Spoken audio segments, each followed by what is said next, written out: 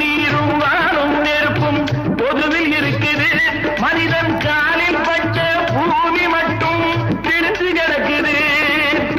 பிரித்து வைத்து பார்ப்பதெல்லாம் மனித இதயமே, பிரித்து வைத்து பார்ப்பதெல்லாம் மனித இதயமே.